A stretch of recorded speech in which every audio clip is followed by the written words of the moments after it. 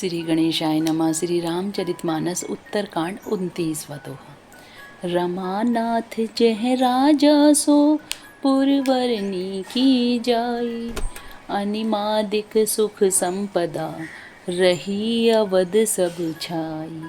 स्वयं लक्ष्मीपति भगवान जहाँ राजा हों उस नगर का कहीं वर्णन किया जा सकता है। अणिमा आदि 8 सिद्धियाँ और समस्त सुख संपत्तियाँ अयोध्या में छा रही हैं। जेह तेह नर रघुपति गुण गावहीं, बैठी परस पर इहि सिखावहीं। भजहु प्रणत प्रतिपालक रामहि, शोभाशील रूप गुण धामहि। लोग जहाँ तहाँ श्री रघुनाथ जी के गुण गाते हैं और बैठकर एक दूसरे को यही सीख देते हैं कि शरणागत का पालन करने वाले श्री राम जी को भजो, शोभाशील रूप और गुणों के धाम श्री रघुनाथ जी को भजो। जलज विलोचन श्यामल गातहि, पलक नयन इव सेवक त्रातहि। धृत सर रुचिर चाप तुनि रही, संत कंज मन रबिरन धीरहि। कमल नयन और सांवले शरीर को भजो। पलक जिस प्रकार नेत्रों की रक्षा करते हैं उसी प्रकार अपने सेवकों की रक्षा करने वाले को भजो। सुंदर बाण, धनुष और तरकस धारण करने वाले को भजो। संत रूपी कमल वन के खिलाने के लिए सूर्य रूप रणधीर श्री राम जी को भजो। काल कराल ब्याल खगराजहि, नमत राम अकाम ममता जहि। लोभ मोह मृग जूथ किरातहि, मन सिज करि हरि जन सुख दातहि। काल रूप भयानक सर्प के भक्षण करने वाले श्री राम रूप गरुण जी को भजो। निष्काम भाव से प्रणाम करते ही ममता का नाश कर देने वाले श्री राम जी को भजो। लोभ मोह रूपी हरिणों के समूह के नाश करने वाले श्री राम रूप किरात को भजो। कामदेव रूपी हाथी के लिए सिंह रूप तथा सेवकों को सुख देने वाले श्री राम जी को भजो। संशय शोक निविड़तम भानुहि, दनुज गहन घन दहन कृशानुहि। जनक सुता समेत रघुवीरहि, कस न भजहु भंजन भवभीरहि। संशय और शोक रूपी घने अंधकार के नाश करने वाले श्री राम रूप सूर्य को भजो। राक्षस रूपी घने वन को जलाने वाले श्री राम रूप अग्नि को भजो। जन्म मृत्यु के भय को नाश करने वाले श्री जानकी जी समेत श्री रघुवीर जी को क्यों नहीं भजते। बहुबाशिना मसक हिम रासहि, सदा एक रस अज अविनाशहि। मुनिरंजन भंजन महि भारहि, तुलसीदास के प्रभु ही उधारहि। बहुत सी वासना रूपी मच्छरों को नाश करने वाले श्री राम रूपी हिम राशि बर्फ के ढेर को भजो। नित्य एक रस अजन्मा और अविनाशी श्री रघुनाथ जी को भजो। मुनियों को आनंद देने वाले, पृथ्वी का भार उतारने वाले और तुलसीदास के उदार दयालु स्वामी श्री राम जी को भजो। 30वां दोहा। एहि विधि नगर नारी नर, करहि राम गुणगान। सानुकूल सब पर रही, संतत कृपा निधान। इस प्रकार नगर के स्त्री पुरुष श्री राम जी का गुणगान करते हैं और कृपा निधान श्री राम जी सदा सब पर अत्यंत प्रसन्न रहते हैं। जब ते राम प्रताप खगेसा, उदित भयहु अति प्रबल दिनेसा। पूरी प्रकाश रहो तिहि लोका, बहुतिन सुख बहुतन मन शोका। काकभूषणी जी कहते हैं, हे पक्षीराज गरुड़ जी, जब से राम प्रताप रूपी अत्यंत प्रचंड सूर्य उदित हुआ तब से तीनों लोकों में पूर्ण प्रकाश भर गया है। इससे बहुतों को सुख और बहुतों के मन में शोक हुआ। जिनहि शोक ते कयौ बखानी, प्रथम अविद्या निशा नसानी।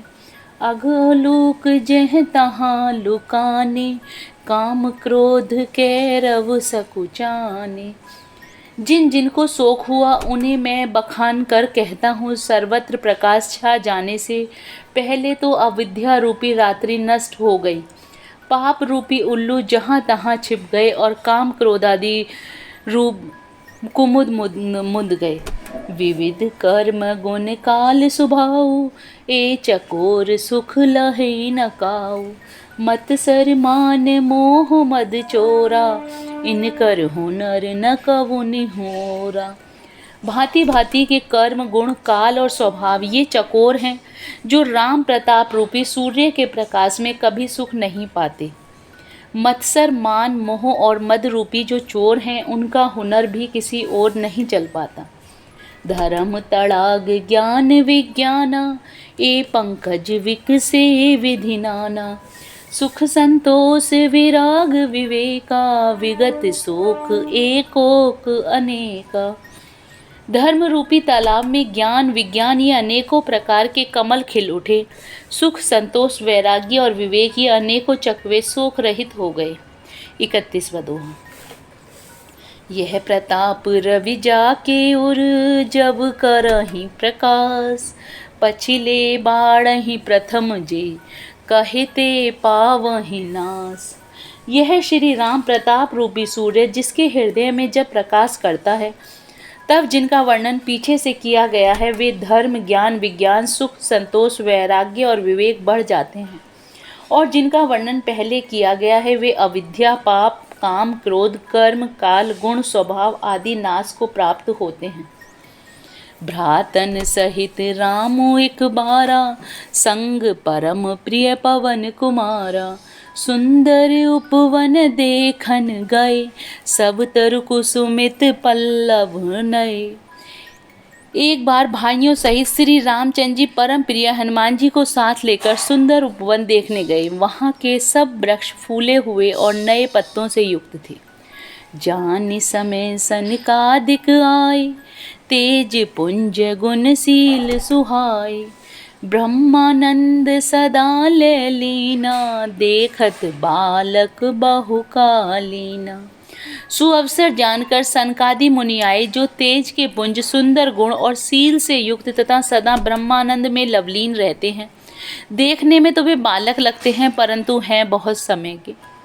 रूप धरे जनु चारहु बेदा, समदर्शी मुनि विगत विवेदा। आशा वसन व्यसन यह तिनहि, रघुपति चरित होई तह सुनहि। मानो चारों वेद ही बालक रूप धारण किए हुए हों। वे मुनि समदर्शी और वेद रहित हैं। दिशाएं ही उनके वस्त्र हैं।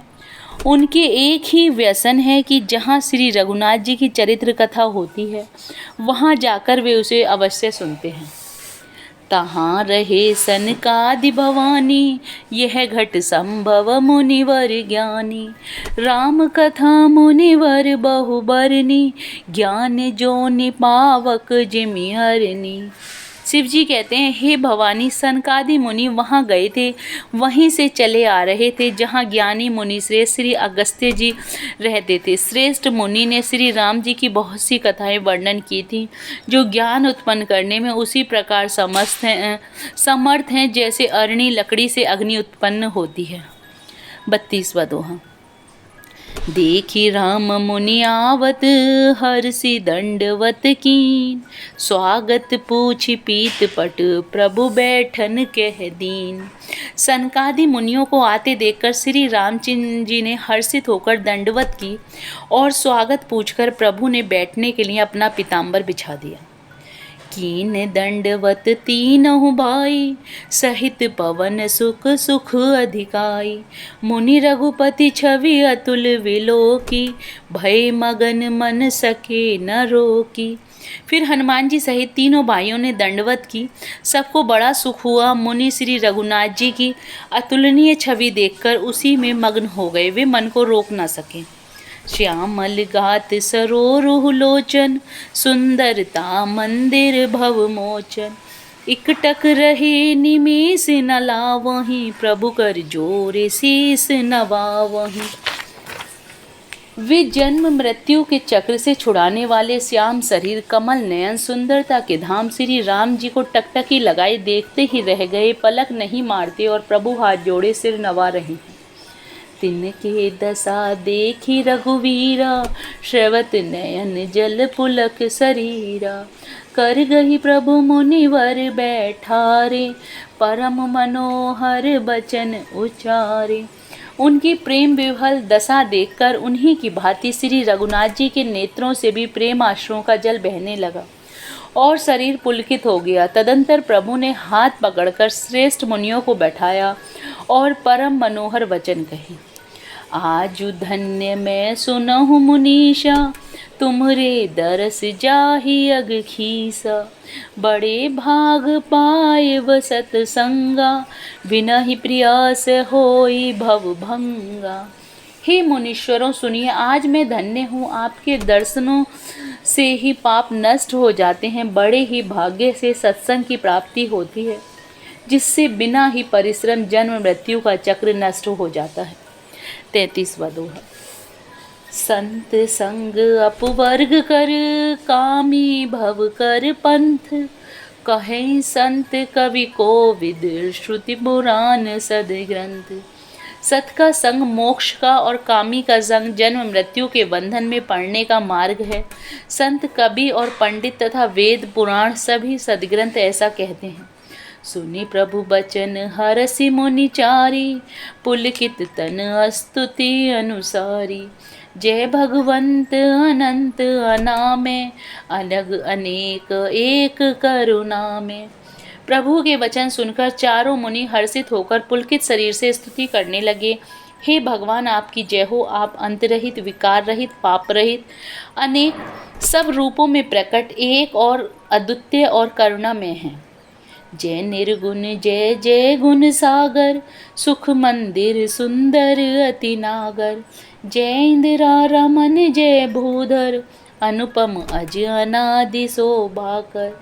हे निर्गुण आपकी जय हो, हे गुण के समुद्र आपकी जय हो, जय हो। आप सुख के धाम, सुंदर और अति चतुर हैं। हे लक्ष्मीपति आपकी जय हो। हे पृथ्वी के चरण धारण करने वाले आपकी जय हो। आप उपमा रहित, अजन्मा, अनादि और शोभा की खान हैं। ज्ञान निधान अमान मान प्रद, पावन सुजस पुराण वेद बद। तज्ञ कृतज्ञ गद्य भंजन, नाम अनेक अनाम निरंजन। आप ज्ञान के भंडार, स्वयं मान रहित और दूसरों को मान देने वाले हैं। वेद और पुराण आपका पावन सुंदर यश गाते हैं।